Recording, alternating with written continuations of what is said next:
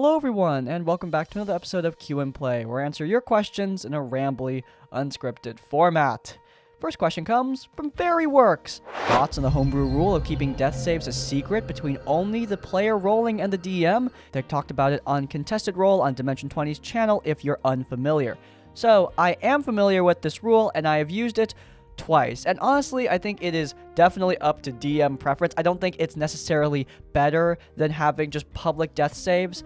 For me, it always feels really bad when I tell the players, oh, you can't tell each other what your death saves are, because if you guys are unaware, my games are really hard. The monsters are tough, and often players are down, and it is very urgent that they get back up. However, succeeding on death saves obviously delays that urgency. If I keep that a secret, though, I don't know, it just feels scummy to me. I already have so many things working against the players. The monsters obviously are trying to kill them. They're trying very hard. There's often environmental obstacles that the players need to deal with, lots of stats conditions for them to manage. Having to also guess at whether or not they need to urgently revive a party mate, yeah, I think that it's just an extra layer of difficulty that in my games is unnecessary. Like, so much of my style is emphasizing strategy and coordination between my players, and adding guesswork into that, it just doesn't feel good, for me personally. Now, of course, in someone else's game, maybe this is a perfectly welcome feature. And, again, in my game, I have done this twice. I'll explain both times. The first time was actually on stream in Shadow over Caruccio. I was rolling death saves for an NPC ally, and I decided to keep it secret from the party. However, the primary reason I did that was because I was fairly certain they would be able to get to her before I rolled all 3 death saves. It wasn't a crazy thing that I kept that a secret. Now, the second time I did it with player characters, and that's when I was convinced, yeah, I'm not doing this anymore, because it added, like I said, vagueness and uncertainty at a point in the dungeon where the players were really on their last legs. And adding uncertainty into that mix, well, it's just, yeah, I don't think it's necessary. Again, just from my games. Question number 2 from the Puppeteer 213. When it comes to writing or storytelling, not necessarily Dungeons & Dragons wise, would you care to share your opinions on how to make a character blatantly overpowered for the setting, but still an interesting one for the story? Q from Star Trek, a great example of a character who is blatantly overpowered but doesn't ruin the story by any means. In fact, if I recall correctly, Q was a fan favorite character in Next Generation. If you're unaware, Q is a very powerful cosmic being in the Star Trek universe, and the reason that he doesn't break the story in half is because his motivations are largely separate from that of the main characters. Picard can't just go to Q whenever he needs to solve a problem. Q is a separate entity and is not beholden to helping the main characters at every turn of the story. Picard and the crew of the Enterprise need to solve their own problems, and Q is not a crutch for them. Of course, Q does pop into the story every now and then, and those moments are really cool because, again, it is interesting to have such a powerful character present in the story. However, writers use these sort of motivation roadblocks to stop an overpowered character from being a crutch. Tolkien also kinda did this in The Hobbit. Gandalf is a very powerful character in comparison to the dwarves and Bilbo, but again, Gandalf sometimes just pops off to do something else somewhere else that the dwarves don't really know about. So therefore, he can't always be relied upon at every turn of the story. If you want a full reading of this whole situation, Matt Colville did a great video called DMPCs, where he went over the positives of doing DMPCs, how you do them correctly, and even how you make them overpowered while not making them a crutch.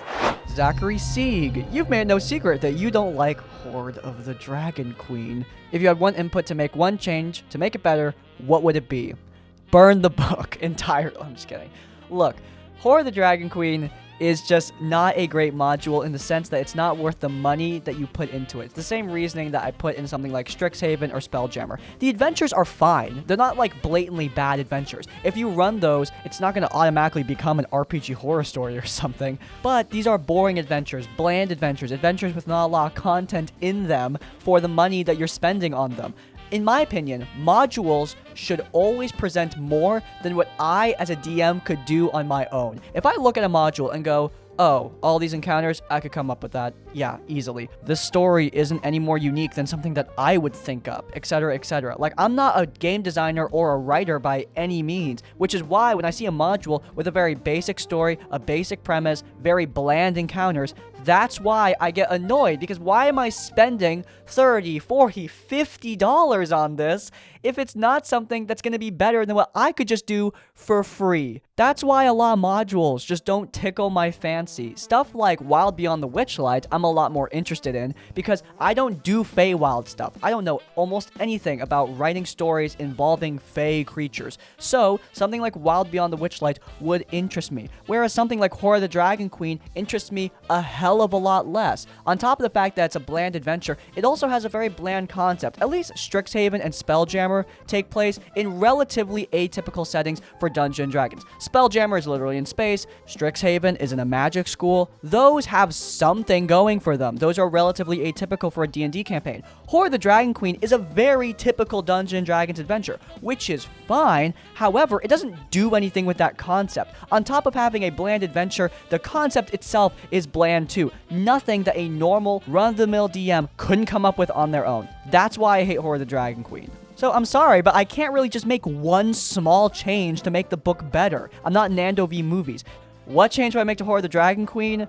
Completely revamp the entire adventure and kind of combine it with Rise of Tiamat from the get-go. So, my big change, Tiamat's already released. That's how I would change it. Tiamat is already out, and the adventure opens with Tiamat really screwing up whatever country the party are in. That's how I do a lot of my high-level adventures. I understand that WotC can't do this because most modules are designed for lower level parties, which I think is a shame, because I think a lot of adventures would benefit a lot by being designed for higher level parties. Like, pump Strahd up all the way to CR 15, in my opinion. That could make for a much better encounter than Strahd is right now. Like, honestly, even his stat block is pretty bland, at least in my opinion for my games. But Tiamat should be unleashed, and the party's goal is to gather magical relics, power, experience, work together, gather allies to take down the rampaging Dragon Queen. She's so powerful that she would probably just ignore a level 5 party going around and ruining small aspects of her operation. Frame her a lot like you frame Strahd. Tiamat shouldn't be this imprisoned thing. She should be a threat that's already unleashed, that's already destroyed a good portion of whatever realm the party are traversing through. I think that that's way more interesting. Matt Mercer did this with Chroma Conclave. I did this twice in both of my campaigns, both with dragons, and it worked out great. I love having an overarching, looming, literally gigantic threat flying about while the party desperately try to gather power to stop that threat. It adds a lot of stakes, a lot of tension. Having Tiamat be imprisoned the whole adventure, a lot less stakes, a lot more boring. You're fighting against her cultist. Ooh, so scary. A Tiamat simp. How will I ever... God, I hate that book. Oh, a question about something I actually like. Question from Bolide Caruccio? So I have a couple of Destiny-themed questions. 1, did you get conditional finality? No. 2, what do you think of Strand? It's great. 3, what class do you main? Warlock. Great, that didn't last very long. Next question from Knic. What inspired your world, as in books, shows, short stories, movies, shadows, and... Oh, Shadow over Kirkos and Crown of Deceit. It's cool that you guys gave my little universe a name, I guess. Thank you. But anyway, the structure of how I designed and the way I built out my world, I largely learned from Matt Mercer's Critical Role and the way he conveys his world to the players. I think for D&D, you need to build your world from the way you'd build a book world. A lot of people design Dungeons & Dragons universes like the way they would world build in a book, and those things are not the same. In D&D, you have a deadline, you have players, you need to center the world around the party largely. That's your priority. At least in my opinion, you need to prioritize what the players are actually going to experience, because beyond that, that's extra stuff. You know, it's good to have, but it is not a need. Your need, your immediate need, is what the players are experiencing. And in Critical Role, that's at least what I perceived when I was watching the way Matt Mercer world built. The world was built around what the players were doing. The most important aspects of the world to the story were stuff the players were actually interacting with. His priority was the story around them. So that's my first inspiration. My first inspiration was literally the method in which I built the world. My main inspiration for the actual world, the thing that Knic was probably actually asking about, is 1. Westeros, George R. R. Martin's A Song of Ice and Fire, and 2. Shadow and Bone and the Grisha universe. I really like the Grisha universe because while magic is a thing in the world, it's not just something anyone can do. It is fairly rare, and that's how I kind of think of magic in my own homebrew world. If you look at something like Shadow over Carconos, you can see that magic is actually kind of commodified in some elements and aspects of the world, and that takes a lot from Shadow and Bone. The way magic is used to create certain types of narcotics, weapons, etc. I really like that. It lends itself to the player experience because now they can access really cool items, but it also lends itself to the world building really, really well. I also take a lot of inspiration, like I said, from Westeros. The politics, the character building, the world itself, and the way it frames magical creatures and monsters, the mystery around distant lands. I love George R. R. Martin's world building in A Song of Ice and Fire, and I take a lot of inspiration from it. Am I as good as him? Absolutely not. In no universe am I even close. But I try my best to take that kind of inspiration and to build a universe with lots of mystery around magical beasts. I don't want them to just be normal, typical things. I want these creatures to be kind of freaky, kind of scary, very scary, in fact. Hence why I also make everything really powerful, because fighting a hellhound is no longer just oh, it's a hellhound. Guys, we got this. No. Fighting a hellhound is now your tooth and nail, life and death kind of thing. I love that. Once again, it's that combination of both gameplay and story kind of intertwining. Making monsters really difficult isn't just a gameplay thing, it also lends itself to the world building. The final inspiration is Destiny, largely for the cosmic elements of my world. I take a lot of inspiration from Destiny's fantasy elements to inspire elements of my own world's pantheon of gods and my world's high fantasy elements that you don't necessarily see in a show like Shadow and Bone and Crown Deceit, shows that are largely more low magic, more down to earth. In my own homebrew games, however, you see that Destiny inspiration all the time. I take inspiration from so much stuff, I can't even properly surmise all of it. I take inspiration from Lovecraft, Lord of the Rings, God of War, so many different elements of world building and storytelling that I take to create a world that's special to me, because these are all things that I love. Game of Thrones, Shadow and Bone, Destiny, these are all properties that I'm very fond of, and therefore they are properties I'm going to take inspiration from to create something that's special for both me and for my players. Question from Easiest CC. Hey, I just pre-ordered Flea Mortals, and since you've been using the Flea Mortals monsters for a long time now, I want to know how to create a challenging encounter without accidentally TPKing the party. How much is too much in regards to monster numbers and power? Dude, I have no idea. I don't know your players. Sorry, I'm yanking your chain a little bit, but seriously, I don't know your players. I mean, the amount of players that you have is going to drastically change how I give this advice. Like, do you have 3 players? Do you have 5? Do you have 7? I don't know. So, Flea Mortals is great for parties that want a challenge. However, it could also be used for parties that aren't perfectly optimized. Both work, but you need to be smart about it. So, challenge rating in Flea Mortals, I think, is a lot more accurate than challenge rating in normal Dungeons & Dragons. Flea Mortals challenge rating is typically right on the money for a 3-person party. Like, if I put a CR4 monster in front of a group of level 3 player characters, that CR4 monster is going to be really, really hard for them. You need to experiment with what your party composition is good at. Like, for example, minions are a thing in Flea Mortals. These are creatures with 1 hit point that do minimal damage, but if they manage to swarm the party, they can do decent damage. They're typically used in conjunction with other creatures to up the minions' power against your adventuring party. However, while minions may be very, very effective against a party without a lot of AoE, like for example the party in Crown of Deceit, minions are very ineffective against parties with, for example, Scorching Ray as a spell. Scorching Ray, or Magic Missile, completely decimates hordes of minions. My home game party has gotten very good at clearing hordes of 10, 12 minions with relative ease. Design the encounters the same way you would design any other encounter. Flea Mortals encounters are more dynamic, not necessarily more powerful every time. They can do more, but just because it can do more doesn't mean it's necessarily more dangerous. It just makes the encounter more interesting for your party. Experiment first, and then from there, adjust. Question from Paul Durando. What's your favorite god to get boons from in Hades? How the hell did you know I played Hades? I haven't used Hades footage in any of these videos, but I do want to. Unfortunately, I can't because I don't have a capture card for the Switch. But anyway, favorite god to get boons from in Hades, Artemis, easily. Her crits are so powerful. That's how I got through 32 Heat, which, if you're unaware, is one of the highest difficulty things you can do in the game. And honestly, she made it kind of easy. Like, it was really easy with Artemis on your side. As long as you have the right build for her, she can absolutely shred any sort of enemy that stands in your way. Bosses, psh, high health targets, psh, nothing. Artemis will take them out easy peasy. Obviously, other gods like Athena's shield for divine dash, like that's really great, and Poseidon's great for knockback, but Artemis is always going to be my go-to when I'm trying to do high difficulty Hades content. Final question from J. Kevin Carrier. There seems to be a lot of fancy RPGs coming out, hoping to be the D&D killer. Which one do you think has the best chance of success?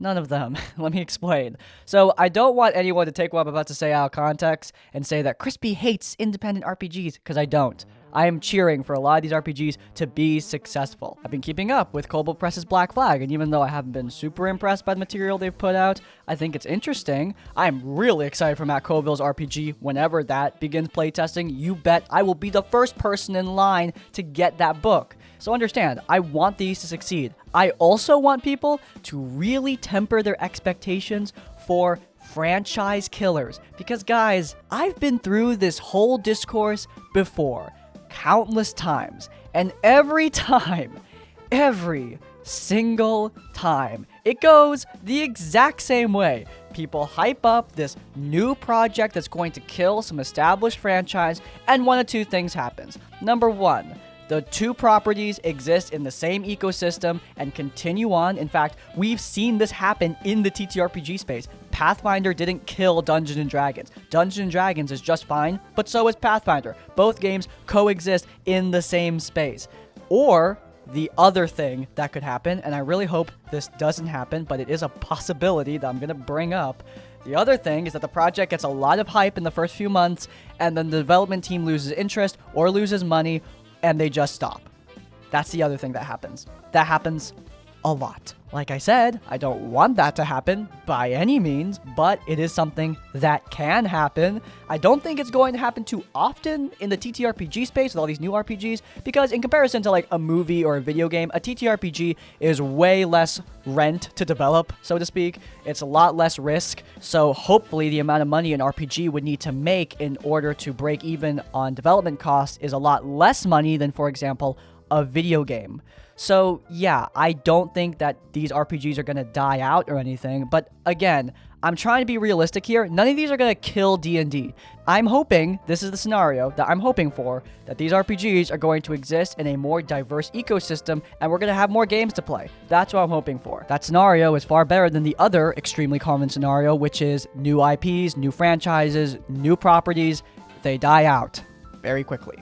I'm really hoping that doesn't happen. And guys, I'm going to come out and say it. This mythologizing around franchise killers, it does not help new IPs. It doesn't. It only hurts them. Focusing the conversation of a new property or a new book around what it needs to beat does not help that property to succeed. It never does. I've been through this. I've been through this so many times, and so often I see really cool ideas, really cool properties being defined by the established thing that they need to kill off. I feel like I'm preaching to the choir here because, again, I've seen this so often and people just never, ever, ever, ever, ever learn. They never do, and it's very frustrating in case you can't tell. But anyway, which one am I hoping has a good chance of success? I think Daggerheart and Matt Colville's RPG, Daggerheart from Matt Mercer and whatever Matt Colville creates, I think that those have the highest chance of success. Those guys are already proficient game designers that have done things that I think are truly incredible. I am not a huge Kobold Press fan. I know that just killed any sponsorship opportunities I could have had with them. Sorry, guys. I am interested in Black Flag. It does have a lot of cool elements, but at the same time, it hasn't wowed me the same way Fleeing Mortals has wowed me. Obviously, I have no idea what Matt Colville is actually going to do with his new game, but I'm hoping that it's really, really cool, because if that's the case, I am hyped. If it's the same quality that Fleeing Mortals is, then sign me up. Sign me up right now. Of course, Matt Mercer's Daggerheart has literally zero content currently, so I have no idea what it's going to be about or what it's going to be in general, but I'm excited for it because I like Matt Mercer a lot, and I'm hyped to see what he does in the space. Anyway, yeah, I'm sorry. I let the mask fall there a little bit because, again, this whole discourse is very frustrating. I want these properties to be defined by their success, not by the failure that they supposedly can force upon other aspects of the industry. But anyway, if you guys enjoyed them, please do leave a like. If you want to see more of my content, then you can check out RPG Horror Story series, where we cover the best and worst Dungeons & Dragons. Link to the cards. While you're there, subscribe to Crispy's Tavern to get more of our content as it comes out. And finally, if you want to leave your own stories or thoughts, go down in the comments down below. If you can't think of a comment, leave the comment Burning Shores to reference the game playing in the background until let me know you made it to the end of the video. And that's like, comment, subscribe. I'll see you all next time. Farewell.